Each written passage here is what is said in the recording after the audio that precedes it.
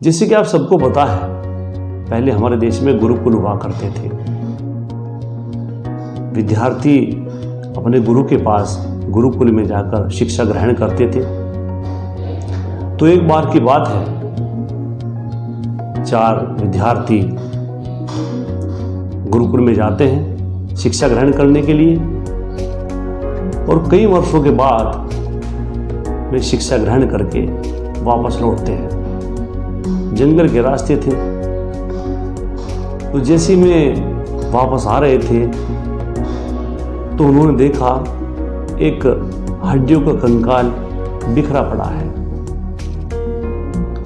तो उन्होंने देखकर ये अंदाजा लगाया कि ये हड्डियों का कंकाल आखिर किस जानवर का हो सकता है। तो वे ठीक से अंदाजा नहीं लगा पाए। तो उनमें से एक विद्यार्थी कहने लगे कि मैंने गुरुकुल में शिक्षा ग्रहण की है, जिसके अंतर्गत मेरे पास ये विद्या है कि मैं इस हड्डियों के कंकाल को एक साथ जोड़ सकता हूं। सभी विद्यार्थियों ने कहा, जोड़कर तो दिखाओ। तो उसने सारी हड्डियों का कंकाल जोड़ दिया। उससे अंदाजा लग गया कि कहीं न कहीं ये शेर का कंकाल था। उसके उपरांत दूसरा विद्यार्थी कहने लगा कि क्यों ना मैं भी अपनी विद्या का प्रदर्शन करूं। मेरे पास जो ज्ञान है मैं भी उसे दिखाने की कोशिश करता हूं और खुद को आजमाने की भी कोशिश करता हूं। उसके पास यह विद्या थी कि वह कंकाल पर मांसपेशी चढ़ा सकता था। उसने ऐसा किया और उसके बाद उसने उस पर खाल भी चढ़ा दी। अपनी शिक्षा का प्रदर्शन दूसरे विद्यार्थी ने कर दिया। अब तीसरे विद्यार्थी की बारी आई। उसने कहा, मेरे पास भी एक विद्या है जो मैं गुरुकुल से सीख कर आया हूं। वह विद्या है कि मैं इस निर्जीव जानवर में, इस शेर में प्राण डाल सकता हूं। तो सभी ने मना किया कि आप ऐसा मत कीजिए। अगर इस निर्जीव मृत शेर में प्राण आ गए तो प्राण आते ही यह शेर हमें खाने का काम करेगा। इसलिए आप अपनी विद्या का प्रदर्शन रहने दीजिए, चलते हैं। हमें अंदाजा पूरा लग गया है कि यह शेर ही था, तो आप अपनी विद्या का प्रदर्शन मत कीजिए। क्योंकि 2 पहले विद्यार्थियों ने अपना शिक्षा का प्रदर्शन कर चुके थे, तीसरा अपने आप को रोक नहीं पाया कि मैं भी अपनी विद्या का प्रदर्शन करके रहूँगा। देखो तो सही, मैंने अपनी विद्या ठीक से प्राप्त की भी या नहीं की। पहले 2 विद्यार्थियों ने और चौथे ने भी आग्रह किया कि भैया चलो घर चलते हैं, हम अपनी विद्या का प्रदर्शन कहीं और कर लेंगे। आप इस शेर पर अपनी विद्या का प्रदर्शन मत कीजिए, वरना हम घर भी जा नहीं पाएंगे, हमारे सामने समस्या खड़ी हो जाएगी। तमाम विद्याओं में हमें ये विद्या भी ग्रहण करने को मिली है कि हमें सबसे पहले खुद को सुरक्षित रखना है। लेकिन चौथे विद्यार्थी ने उन तीनों की एक न सुनी और कहा कि मुझे आप अपनी विद्या का प्रदर्शन करने से रोक नहीं सकते, मैं करके रहूँगा। जब तुम दोनों ने अपनी विद्या का प्रदर्शन किया है, जब तुमने इन हड्डियों को, इस कंकाल को एक साथ जोड़ने का काम किया है, दूसरे ने हार्ड मांस चढ़ाकर उस पर खाद चढ़ाने का काम किया है, तो मैं क्यों ना करूं, मैं भी करके रहूँगा। उन्होंने समझाया कि हमें तो केवल देखना था कि आखिर यह किस जानवर का कंकाल है, आखिर ये किस जानवर का शव है। आप रहने दीजिए, क्योंकि अब हमें पता चल चुका है यह शेर ही था।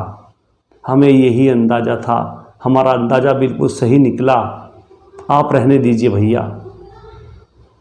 लेकिन उसने एक की भी नहीं सुनी और अपनी शिक्षा का प्रदर्शन करने पर उतारू हो गया।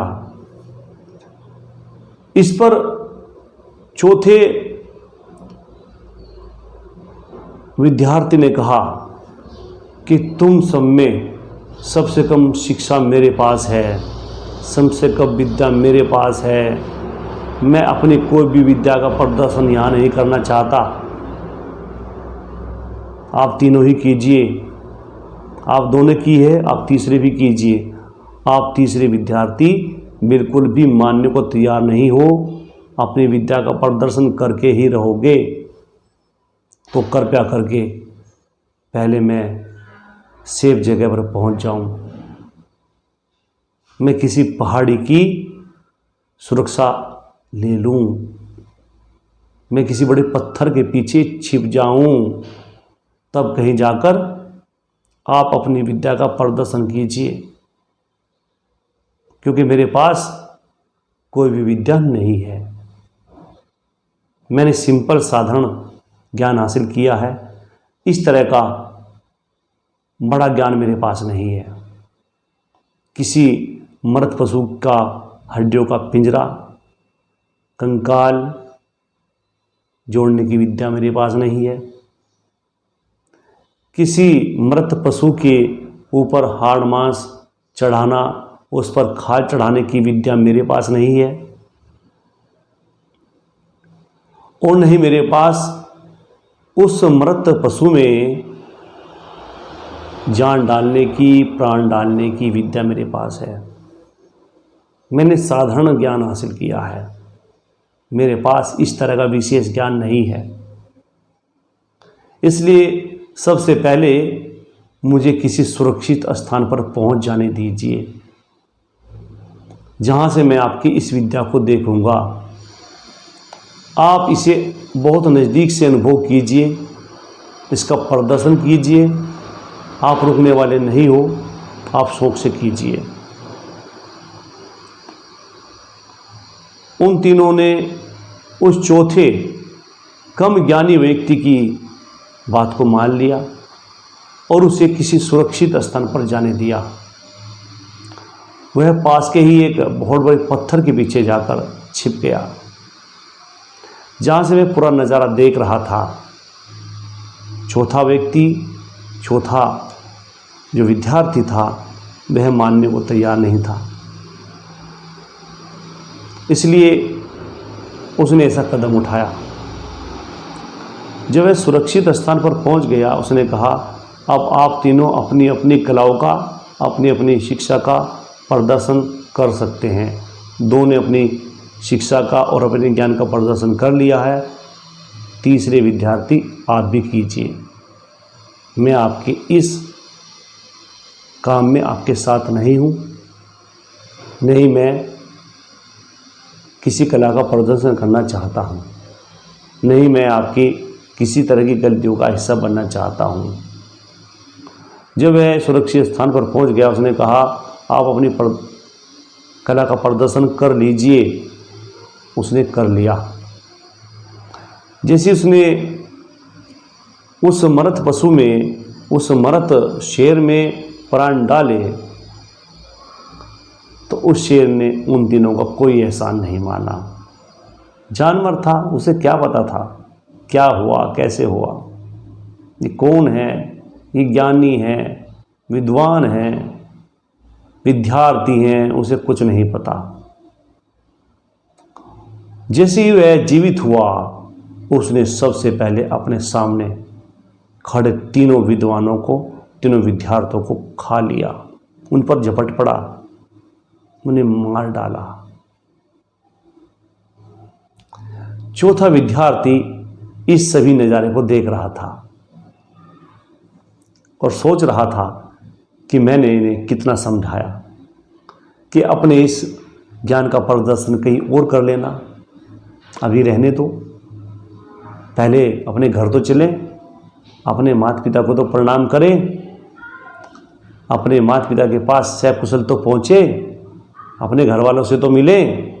लेकिन मेरी एक ने न सुनी और आज इनकी हठ धर्मी का नतीजा ने मिल गया, ये अपनी जान गंवा बैठे। हमें इस छोटी सी कहानी से ये शिक्षा मिलती है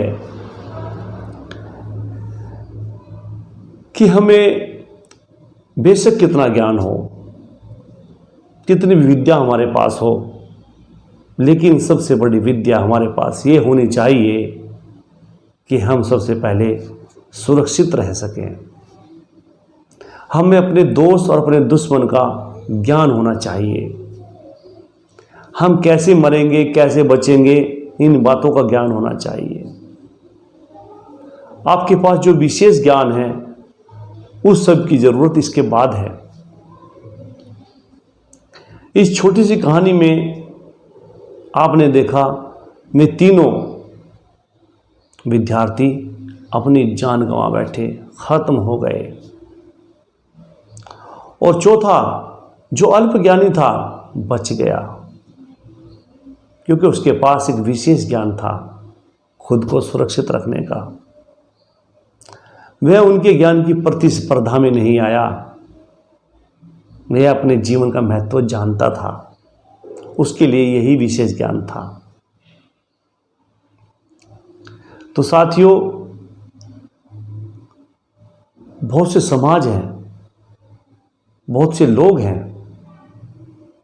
भारत में जो लंबे समय से विभिन्न कार्यक्रम ऐसे कर रहे हैं, विभिन्न तरीके से गलतियां कर रहे हैं कि जिनको वे जिंदा करते हैं, जिन लोगों में वो प्राण डालते हैं, जिस स्थिति और परिस्थिति में वह प्राण डालते हैं, मरे हुए को जिंदा करते हैं, अक्सर वही लोग उन्हें खाने का काम कर रहे हैं, उनका भक्षण करने का काम कर रहे हैं।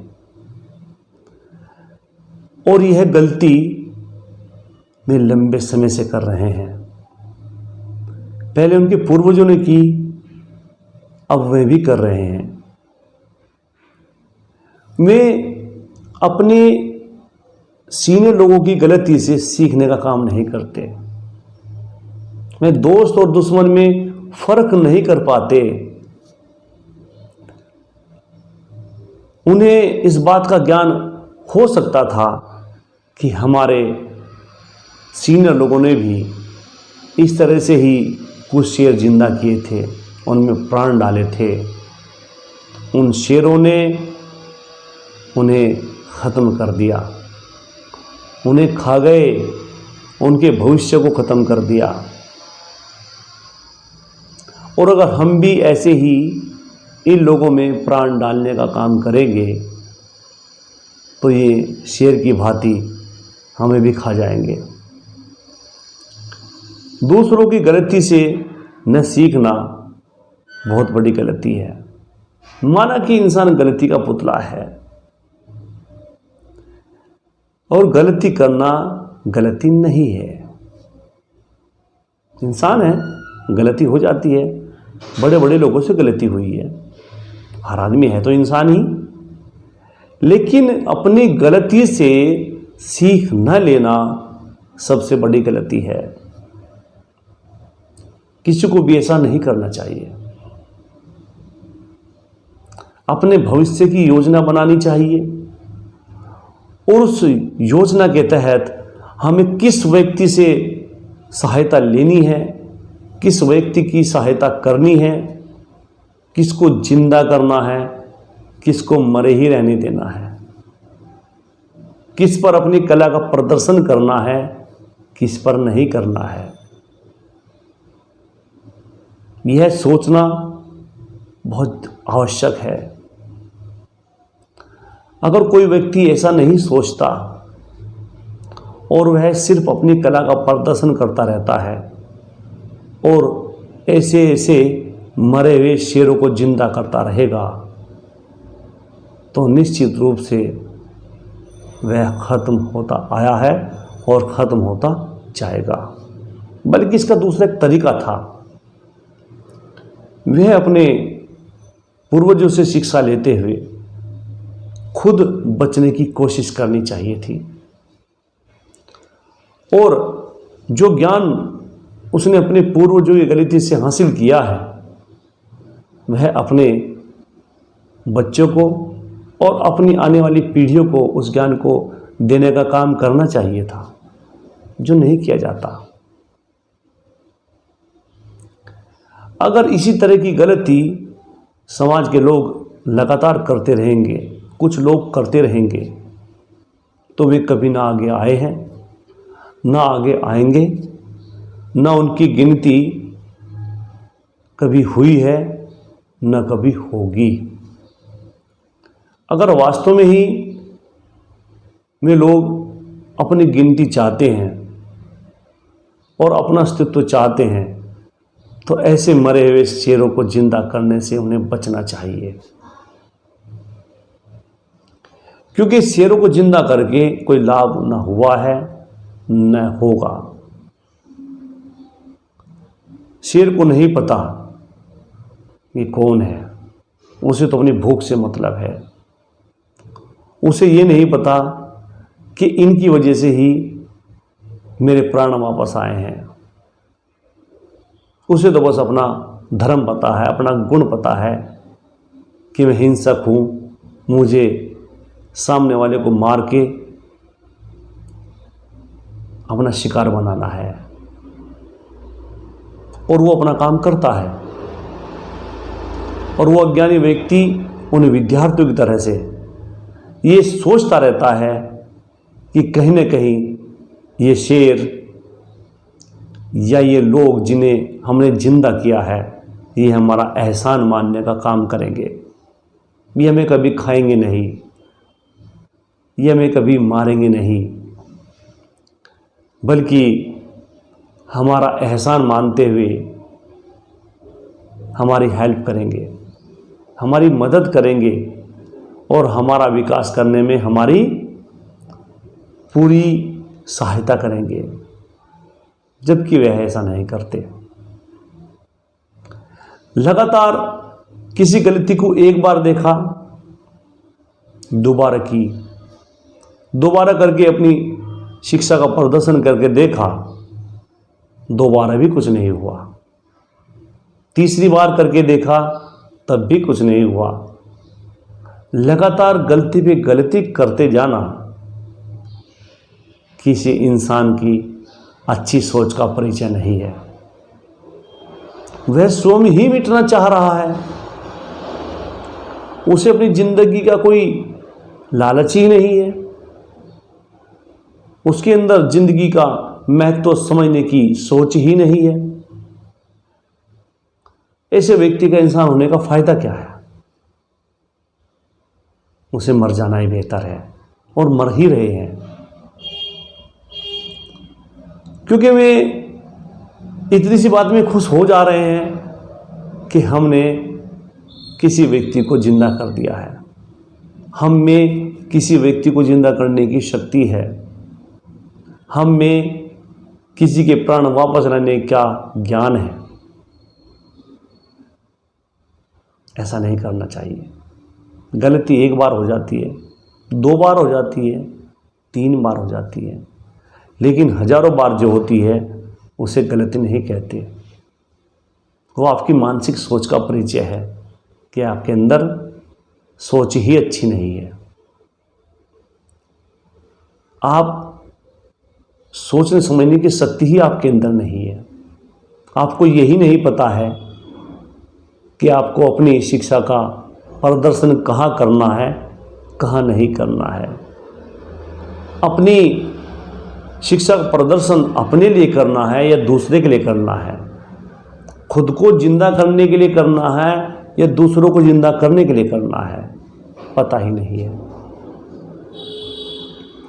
और जब गलती लगातार होती है तो एक न एक दिन उन लोगों का अस्तित्व समाप्त हो जाता है।